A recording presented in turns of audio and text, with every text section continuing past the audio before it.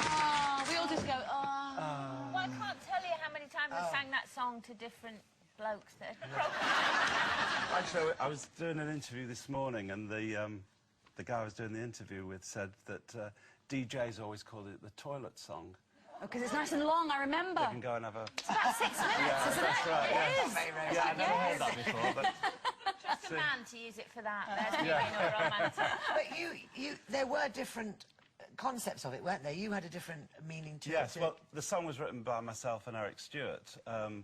Eric always said that he thought that having to say I love you all the time kind of devalued the phrase.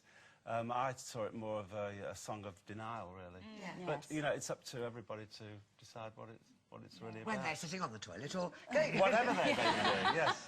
It was that disco moment, though, was it, when that lovely sort of strings bit came in at the beginning, and And you think, oh no, the ugly bloke's going to ask me to dance. Brilliant songs.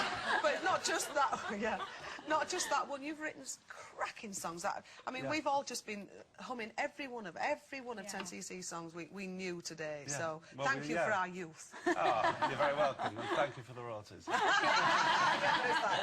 There's been sort of different incarnations of the band, Yes, haven't there? there's been 3, really. Yeah. There was the original 4 of us, which was myself, Eric, Lol Cream and Kevin Godley, and then Kevin and Lol left the band in '76, and Eric and I carried on. And we had, we had lots of hits, including Things We Do for Love and Dreadlock Holiday. Yeah. And then Eric and I split up in the early '80s, although we sort of tried to get back together again, didn't really work. But the band that I'm touring with now... Which is 10cc. Is 10cc. We're calling it 10cc. I'm the only original member, but 2 of the boys have been with the band. Well, Paul Burgess, our drummer, was with the band from '73 when we first went on the road. He's with us and has been in the studio with us, as has the guitarist Rick Fenn, who joined in '76. So, me as the only original member, but 2 sort of affiliate members, if you like. I'm sure sort of touring has changed from your sort of the heyday in the 70s, but Yeah. you were never really crazy rock and rollers, were you? You'd No. be more likely to tidy the hotel room Yeah, and throw a telly out the window. Yeah, exactly. Yeah. Make the bed. Yes. Things like that. Hang the towels up. Yeah. Bit sad, really. No, we were never like that, and I think...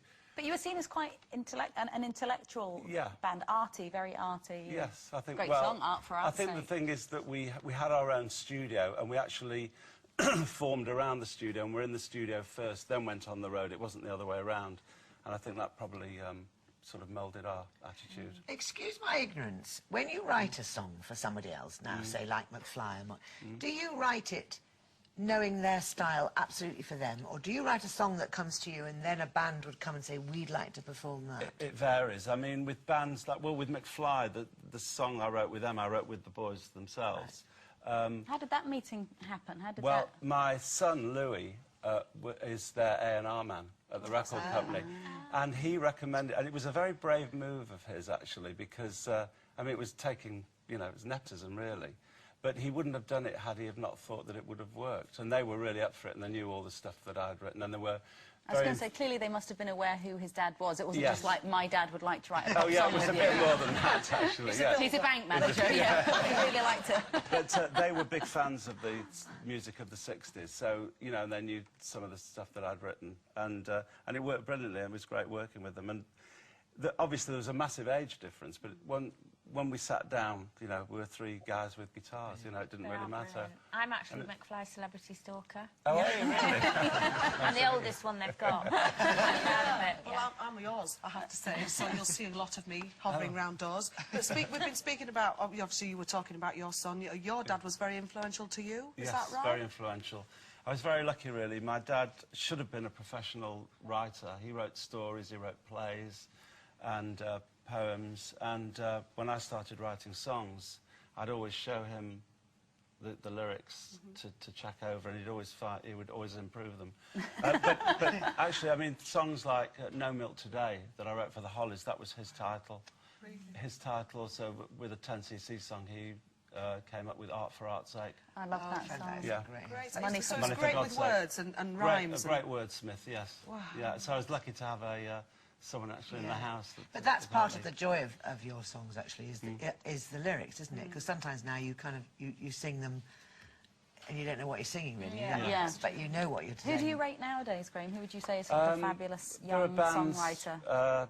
Like The Feeling that I really like. There's quite a lot of good You stuff. perform with The Feeling, haven't you? Yeah, we did a gig at the O2 Indigo 2, and Dan from The Feeling sang I'm Not in Love with Us, which was great. Brilliant. And then the rest of the band with Sophie Ellis-Bextor came on stage and sang with us on Dreadlock Holiday. Wow, Brilliant. It was great. And you're off on tour? Yes, in fact, we start on April the 28th and finish on June the 10th. All over the place. How many dates is that? It's like, I think it's 29 dates. Wow.